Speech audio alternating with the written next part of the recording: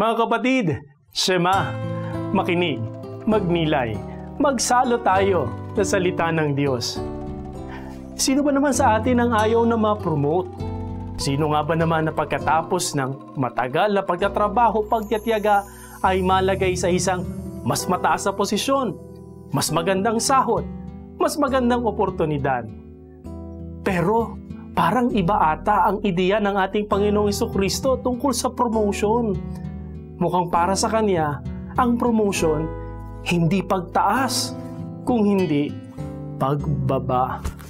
Yan po ang ating mapapagnilayan at matututunan sa ating mabuting balita para sa ika-29 na linggo sa karaniwang panahon.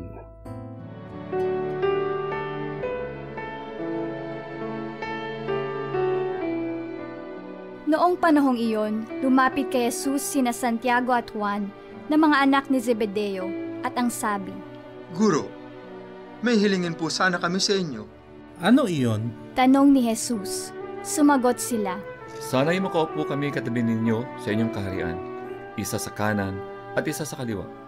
Hindi ninyo nalalaman ang inyong hinihingi. sabi ni Jesus sa kanila. Mababata ba ninyo ang hirap na babatahin ko? Pabibinyag ba kayo sa binyag na daranasin ko? Opo. Tugon nila. Sinabi ni Jesus, Ang hirap na babatahin ko'y babatahin nga ninyo, at kayo'y bibinyagan sa binyag na daranasin ko.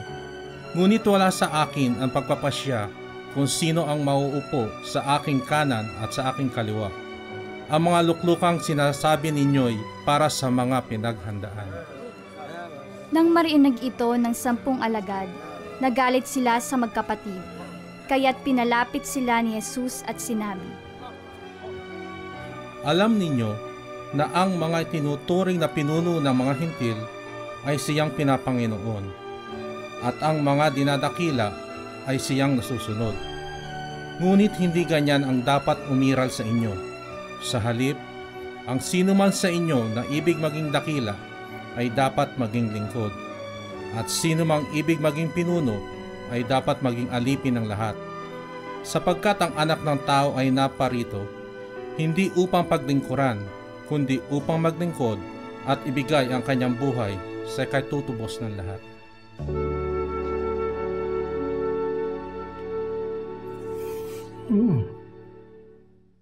Uy, nariyan na po pala kayo.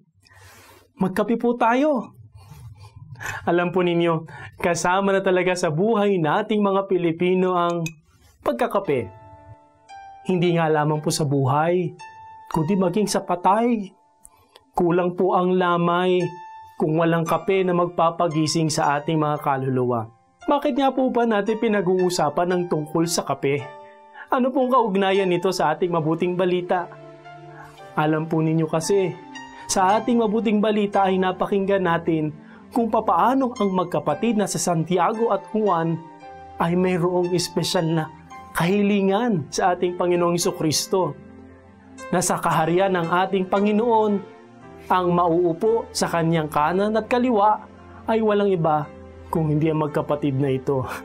At ano po ang reaksyon at ano po ang tinanong ng ating Panginoong Jesucristo? Maiinom ba ninyo ang kalis na iinumin ko? At ang sagot ng magkapatid ay sigurado at malakas na, Opo, Panginoon, maiinom po namin kung yun lang naman po ang kinakailangan. Ngunit, unti-unting nagiging malinaw sa atin na iba ang tinutukoy ng ating Panginoong Jesucristo. Hindi lamang pala yung akto ng pag-inom, kung hindi ang pakikisa sa kanyang paghihirap, pagsasakripisyo, na siyang tunay na palatandaan ng isang lingkod ng ating Panginoon. Alam ko po na sa inyo, meron din po kayong paboritong iniinuman ng kape. At kung mapapansin po ninyo, sa bawat pag-inom po natin, mayroong 3 mahalaga at importanteng pagkilos. Una na po, ang paghawak. Mahalaga po iyon, lalo tigit kapag mainit po yung ating iniinuman ng kape. At pagkatapos po noon, pag-angat. Hindi naman po ata magandang tayo pong yuyuko para uminom dito. At pagkatapos naman noon ay ang paglako, pag-inom mula sa lalagyan na ito. Ang tatlong bahagdan pong ito ay sumasalamin din po sa tunay nating pakikiisa sa buhay ng ating Panginoon. Una po, dapat panghawakan po natin ang kanyang mga turo at ang kanyang mga aral. At ano nga ba yung turo at aral ng ating Panginoong Jesucristo? Na kung sino man ang gustong tumaas, dapat matutong bumaba. Yun po para sa ating Panginoon ng ibig sabihin ng promotion. Lalo digit para pa naman sa ating lahat, ang ating ideya ng promotion ay pag-angat ng ranggo, pagtaas ng posisyon. Lalo digit po ngayon, malapit na naman po ang eleksyon. Nagkakagulo na naman tayong lahat kung sino ang may gustong umakyat. Pero ang paalala ng ating Panginoong Jesucristo sa ating paghawak sa kanyang buhay at halimbawa, matuto tayong bumaba at hawakan ang paa ng pinakaaba. Alam po ninyo, doon po sa aking silid, sa aking pong opisina, meron pong isang maliit na figurine na naroon po sa aking lamesa. At dito ay makikita po natin ang imahe ng ating Panginoong Jesucristo na naguhugas ng paa. Inilagay ko po ito sa aking abot ng aking paningin upang maging paalala sa akin na anumang posisyon, anumang responsibilidad ay dapat na gamitin para sa paglilingkod sa ating kapwa. Paglilingkod sa pinakaaba. Mga kapatid, yun po ang mahirap at sigurong magandang paalala din po sa lahat ng may gustong humawak sa anumang uri ng posisyon na kinakailangan matutong maghugas ng paa ng mga aba. Kaya mukhang dapat ata pagkatapos ng eleksyon o maging bago man ito, bigyan po natin ng palanggana ang lahat ng mga tatakbo. Bigyan din po natin ng tuwalya upang maipaalala po sa kanila na tulad ng ating Panginoong Jesucristo, ang anumang uri ng paglilingkod ay dapat maging tulad ng isang alipin. Servant leadership. At ang kasunod po ng paghawak ay ang pag-angat. Mga kapatid, yun din po ang responsibilidad ng anumang uri ng pamumuno. Na kung ano man ang ating pinangahawakan na responsibilidad, ito ay dapat maging tungo sa pag-angat sa ating kapwa. Maging ang ating Panginoon ay hindi lamang kontento na yung mga aba ay manatili sa kanilang kalalagayan sa buhay. Higit sa lahat, ninais niyang maiangat sila at madala sa mas mabuting kalalagayan. At alam po ninyo, maliban pa po roon, ang pag-angat din po ng kalis, ang pag-angat ng anumang ating iniinuman, ay kahit sa ating kultura nagsasalamin ng selebrasyon. Hindi nga ba't kapag meron tayong pinaparangalang tao, nagpo-propose tayo ng toast? O ano kaya? Sinasabi natin, cheers!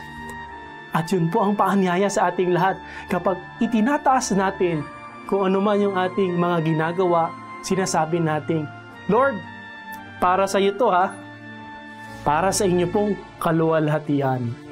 Yun po yung napakagandang hamon po para sa ating lahat. Pero hindi po dapat natatapos lang doon. Kinakailangan uminom. At sa pag-inom, mararanasan natin ang iba't ibang imahe nito. Maging po para sa mga Hudyo, sa kanilang taunang pagdiriwang ng Paskwa, umiinom sila ng mahigit 4 na beses. Pero ang pinapaalala nito hindi kasiyahan, kung hindi hirap. Alam nila na dumaan din sila sa iba't ibang uri ng paghihirap bago nila naranasan ng sarap.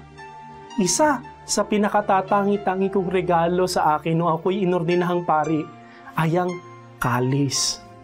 Itong kalis ring ito ang siyang ibinigay sa akin ng obispo nung ako'y ordinahan bilang pagpapaalala ng aking pagkapari, pag-aalay ng misa para sa lahat. Hindi ko na rin po maisip at mabilang kung ilang misa na po ang aking naipagdiwang. Pero hindi lahat ng misang iyon ay masaya. Hindi lahat ng mga misang iyon ay punong-puno ng kagalakan. Minsan, ang mga misang iyon ay nagbibigay din sa akin ng pagkakataon na umiyak, lalo tigit kasama ang mga dukha, lalo tigit kapag nakikita mong nahihirapan ang mga taong namatayan, nawalan. At higit sa lahat, patuloy pa rin ang pagdiriwang ng misa, bagamat mayroong pagdududa, pag-aalangan. Kaya naman, maging ang kalis na iyon ay nagpapaalala ng tunay na paglilingkod na binigay sa atin ng ating Panginoon. Kaya nga gayon na lamang ang paalala ng ating Panginoon sa kanyang mga alagad. Talaga bang kaya ninyong inumin ang kalis na binibigay ko sa inyo? Sapagkat kung maalala po ninyo, nung nagdarasal ang ating Panginoong Jesucristo sa Getsemani, ang kanyang dasal ay ito, Panginoon, kung talagang nais po ninyo at kung gugustuhin po ninyo, ilayo na po ninyo sa akin ang kopang ito. Pero ang matututunan natin sa kanya, hindi ang kanyang kalooban ang dapat na masunod, kung hindi ang kalooban ng Diyos. 3 hakbang po. Paghawa, pagangat, pag-inom. Kapag nakita po natin ito at naisagawa ng sang-ayon sa kalooban ng Diyos, pag tinanong niya tayong muli, talaga bang mainom ninyo ang kalis, ang kopa na binibigay ko sa inyo? Ang ating may sasagot ay ito, Panginoon, hindi po kami sigurado. Di po namin alam kung makakayanan namin ito. Pero isang bagay ang alam namin, na kapag kayo ang aming kasalo, anumang paghihirap, basta't tagay at bigay mo, magiging dulot ng grasya at pagpapala sa aming lahat. Mga kapatid, samahan po ninyo ako ngayon sa isang panalangin. Panginoon naming Diyos, nagpapasalamat kami sa iyo sa lahat ng iyong biyaya, grasya at pagpapala at sa inyong patuloy na pagtitiwala at pagbibigay sa amin ng aming responsibilidad. Hinihiling po namin na sa bawat pagsubok, ikaw ang aming maging sandigan at lakas sapagkat alam namin, hindi mo kailanman kami iiwan, kundi patuloy na sasamahan sa anumang oras ng aming buhay. Amen. Mga kapatid, napagnilayan na po natin ang salita ng Diyos na nagpapaalala sa ating lahat na huwag lamang tayong mga tagapakinig lamang nito, kundi isabuhay natin ito at ibahagi sa ating kapwa. Ako po si Father Dexter Toledo, OFM, Provincial Secretary ng Franciscan Province of San Pedro Bautista, dito sa Pilipinas. Hanggang sa muli.